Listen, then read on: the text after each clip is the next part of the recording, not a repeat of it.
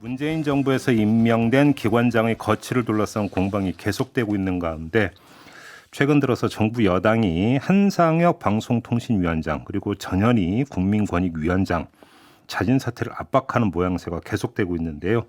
하지만 두 위원장 모두 임기에 따라 성실히 임무를 수행하겠다 이런 입장을 내놓은 바가 있죠. 관련해서 오늘 이분을 좀 스튜디오로 직접 모셨는데요. 방송통신위원회 김현 상임위원 스튜디오로 모셨습니다. 어서 오세요. 네, 안녕하세요. 네. 자, 일단 최근에 이런 움직임이 전개되고 있는 걸 지금 어떻게 지켜보고 계세요? 총평을 좀 해주신다면. 저도 임기가 내년 8월인데요. 이제 길 가다가 우연히 만난 사람들한테 질문을 많이 받습니다. 임기가 어떻게 되냐고요. 그래서 내년 8월이라고 얘기하는데 걱정을 많이 하세요. 근데 사실은 저희 방송통신위원회는 임기가 보장된 자리고 그리고 간섭을 받지 않는 자리임에도 불구하고 이런 문제로 국민 여러분들께 심려를 끼친다는 점이 매우 송구스럽고 결국은 이제 문재인 정부에서 일하던 이제 임기가 보장된 분들에 대해서는 윤석열 정부에서도 존중해야 되는 것 아닌가 그런 생각을 갖습니다. 그 혹시 한상혁 그 위원장한테 정부든 여당이든 그쪽 인사가 따로 연락을 해왔다는 얘기는 혹시 들으신 바가 있습니까? 그렇지는 않고요.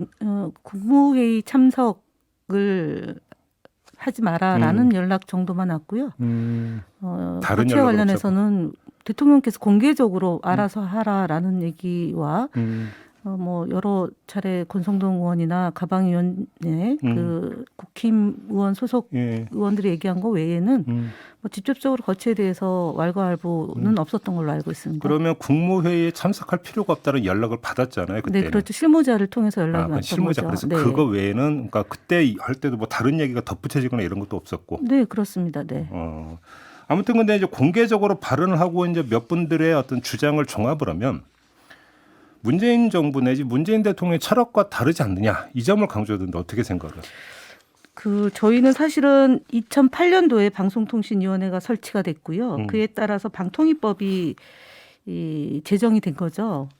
저희 위원회는 방송과 통신의 융합 환경에 능동적으로 대응하고 방송의 자유와 공공성 및 공익성을 높이고 방송통신위원회의 독립적 운영을 보장함으로써 국민의 권익보호와 공공복리의 증진에 이바지한다고 돼 있습니다. 그렇기 때문에 이 목적에 부합하고 그다음에 위원회 구성에 대해서는 사실은 앞서도 말씀드렸지만 임기는 그 직무를 수행할 때 외부의 부당한 지시나 간섭을 받지 않고요. 재척 사유가 없는 한 겸직 금지 뭐 이런 등 결격 사유가 아닌 한은 저희는 일을 하도록 되어 있습니다. 그렇기 때문에 글쎄 지금 벌어지고 있는 일은 맞지 않죠. 네. 그런데 지금 방통위의 경우 위원 구성을 보면 대통령과 여당의 추천 몫이 일정 비율 보장된 기관이라는 점이 문제다. 이런 얘기도 나오는데 이건 어떻게 받아들이세요? 그러려면 방통위를 해체해야죠. 만약 그것이 문제다라고 지적이 된다라면 합의제 기구가 아닌 독임제 기구로 가야 된다는 얘기지 않습니까? 그렇죠. 사실은 국민의힘이 지난 대선 과정에서 검토했던 내용입니다. 독임제 기구. 그런데 인수위 때 정부 조직 개편에 대해서 전체적으로 건들지 않는다. 그렇죠. 그렇게 됐고 왜냐하면은 방통위법을 손을 대려면은 국회 소관 사항이기 때문에 국회에서 다뤄야 되지 않습니까? 근데 지금 여야 구조에서 그 문제는 해결할 수 없기 때문에 현실적인 방안으로 방법을 채택한 걸로 알고 있기 때문에 방통위만 말씀대로 그 여야 구조 추천되는 제도가 아닌 다른 형태로 하려고 한다면 그거는 국회에서 논의돼야 되는 내용이죠. 저희 방통위 위원들이 어찌할 수 없는 영역을 벗어난 범위의 문제다. 바꾸려면 국회에서 뭐 해야 되는 이런 문제다라는 네. 말씀이시고 또 이런 주장까지 나온 바가 있어요. 한상혁 위원장을 두고 가짜뉴스 강력 규제를 강조하면서 문재인 정권의 비판적인 언론을 향해서 칼을 휘두른 좌파 선수다. 이런 이야기 들어보셨죠? 언론 보도를 통해서. 뭐 그런 내용의 성명이 일부 들어간 건 봤는데요.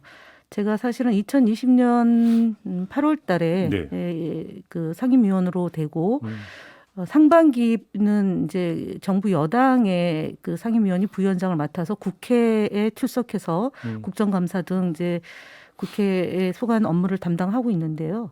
앞서 말씀드렸던 그 내용은 2019년도에 정부 여당 측 국회의원들이 팩트체크가 좀 필요하다. 가짜 뉴스 허위 조작 정보가 너무 횡행하기 때문에 그거를 정부에서 지원은 하지만 간섭하지 말라라는 조건을 붙여서 팩트체크 네트라는 조직이 만들어졌습니다. 그리고 만들 당시에 여야가 합의해서 예산을 편성했고요. 그리고 매년 그 국회에 보고토록 되어 있습니다. 아, 여야가 합의해서 예산까지 네, 반영이 그렇습니다. 됐다. 네. 예산도 그렇게 해서 편성이 됐고요. 그래서 상반기, 하반기 또는 필요시에는 국회에 출석해서 팩트체크 네트 관계자가 출석해서 보고토록 되어 있고 국정감사 역시 받았습니다. 이것이 위원장의 무슨 개인 의지에 의해서 가짜 뉴스를 근절하기 위한 대책 마련이 아니고 국회 차원의 요구가 있었고 국민들의 요구가 있어서 주간 부처인 방통위가 역할을 했다라는 점 말씀드리겠습니다. 알겠습니다. 근데 지금 조선일보가 한상혁 위원장의 농지법 위반 의혹을 제기를 했고 그러면서 이걸 또 이제 사퇴를 주장하는 근거로 지금 그 이야기하는 그 사람들이 있던데 일단 한상혁 위원장으로부터 이 조선일보 이 보도에 대한 이야기를 좀 들어보셨어요? 한상혁 위원장이 뭐라고 한상혁 하는지? 위원장이 공식적으로 그 조선일보 보도가 나오고 성명을 발표를 했습니다. 예, 그래서 2020년도에 인사청문회 때도 이 문제는 검토가 됐고 논란이 되지 않았던 사안인데 그때도 청문회에서 잠깐 이야기가 나왔었는데 별 문제 없는 걸로 넘어갔다. 그렇습니다. 네. 근데 새삼스럽게 또 조선일보를 통해서 문제 제기가 되고 국민의힘의 가방위 의원들이 이것 역시를 또 정책으로 쟁점을 삼는데요. 예. 저는 뭐 긴 말 필요 없는 것 같습니다. 지금 인사청문회 때 논란이 되지 않았던 문제를 다시 하는 것은 뭐 망신을 줘서 물러나게 하려고 하는 하나의 수단으로 이용하고 있는 건 아닌가 그렇게 봅니다. 아, 그렇게 보시는 거고. 그다음에 또 그 한상혁 위원장에는 그러니까 수사에 들어갔다라는 보도 보셨죠. 서울 남부지검에서. 이게 네네. 이제 그 종편 채널A인가요? 네. 이른바 재승인 보류 의혹 관련해서 수사에 들어갔다라는 이런 보도가 있던데 왜 묵히어 있던 게 이제 최근에 수사에 들어갔느냐. 이것도 압박용 아니냐 이런 해석도 있는 것 같던데 제가 어떻게 보세요? 볼 때는 고발이 있으니까 수사를 하는 거고 아무래도 검찰이 뭐 밀려 있는 많은 사건이 있다 보니까 이때 했다라고 보는데요. 뭐 수사해서 뭐 문제가 있을 게 있다면 처벌이 되겠지만 제가 알기로는 법적인 저희 방통위가 제대로 했고 만약에 그것이 잘못됐다면은 채널 A가 문제를 삼았겠죠. 그러니까 이게 지금 우리 애청자로 이게 뭔 얘기인가 좀 이해를 못하실 것 같으니까 잠깐 설명을 드리면 채널A가 기준점인 650점을 넘긴 652.95점을 받았는데도 불구하고 재승인을 의결하지 않고 보류 결정을 내렸다. 이런 의혹이거든요. 그건 아니고요. 그때 당시에 이제 보도 전문 채널이 이제 3월달에 재승인이 됐고요. 그 다음에 그 종편 채널 2개를 같이 이제 채널 A하고 TV조선을 같이 했는데 4월 말일이 아마 최종 그 기간이었을 겁니다. 그 기간 안에 재승인을 냈고 그다음에 조건을 권고 사항이나 조건을 붙여서 했던 걸로 알고 있습니다. 그러면 법세례는 아무튼 이런 내용이 있고 그래서 이게 직권남용에 해당이 된다는 이유로 고발을 했는데 그럼 사실관계조차 제대로 파악을 하지 않고 고발을 그런 걸로 했다. 보도 자료가 다 나왔고 예. 당시에도 상임위원들이 충분한 협의 후에 재승인을 했던 걸로 알고 있고요. 네. 그 뭐 조건 권고 사항 붙여서 했고 당시 전 국민이 알고 있겠지만 채널 A의 기자와 당시 검찰 관계자가 그 검언 유착의 의혹이 제기됐기 때문에 그 부분에 대해서 그 증인 의견 청취가 필요했고요. 그다음에 TV조선은 또 뭐 얘기를 들을 내용이 필요했기 때문에 기간이 필요했다 이렇게 보고 있어요. 아 네. 그렇군요.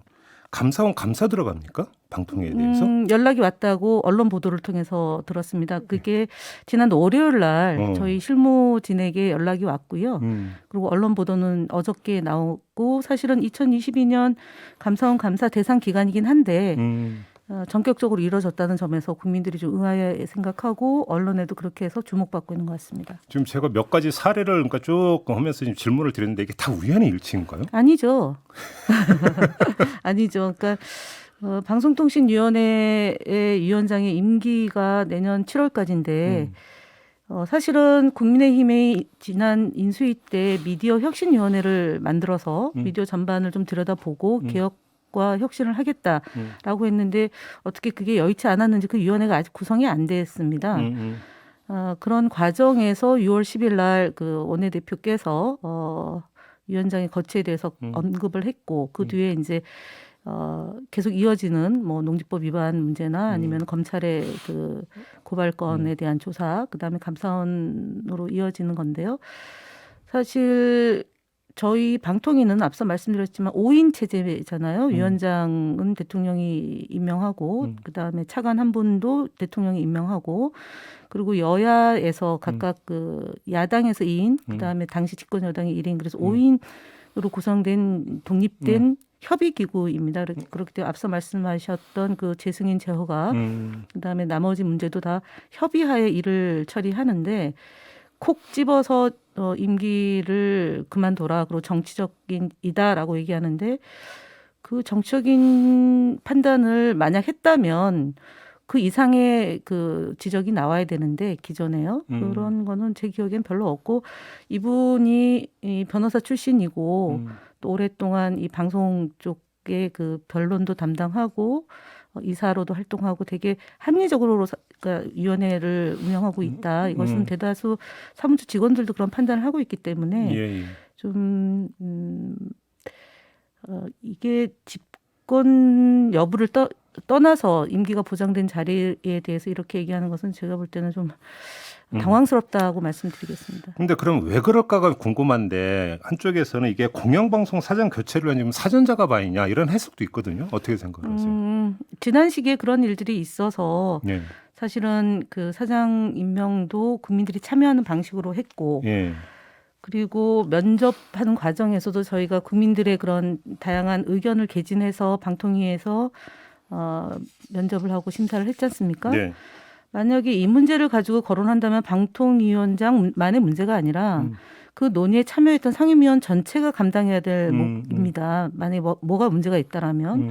그리고 방송사 사장의 임기를 지난 시기처럼 이렇게 쥐락파락한다라고 한다면 과연 법과 정의, 상식을 주장해서 대통령이 되셨는데 설마 그런 일을 하겠습니까? 네, 그렇지 않다고 봅니다. 알겠습니다. 네. 우리 그 김현 위원님도 그러니까 임기 꽉꽉 채워서 임기 만료하실 계획이신 거죠? 내년 8월까지입니다. 네. 그래요. 근데 만약에 이제 한해 가정 상황 질문드리기는 뭐하지 만약에 그 한상혁 위원장이 물러난다면 그때는 그 위원장만 다시 보임하는 겁니까? 어떻게 되는 그렇죠. 겁니까? 자녀 임기로 그렇게 되고 역할을 하는 다른 겁니다. 상임위원들은 계속 이제 임기 이제 다 예, 이제 그렇습니다. 가는 거고 예, 이렇게 되는 예. 거고요. 알겠습니다. 근데 아무튼 한상혁 위원장은 임기를 다 지켜서 성실히 임무를 수행한다 이런 입장을 이미 내놨다라는 거고요. 네, 그렇습니다. 알겠습니다. 오늘 말씀 여기까지 드려야 될 것 같네요. 고맙습니다. 네, 감사합니다. 네, 지금까지 김현 방송통신위원회 상임위원이었습니다.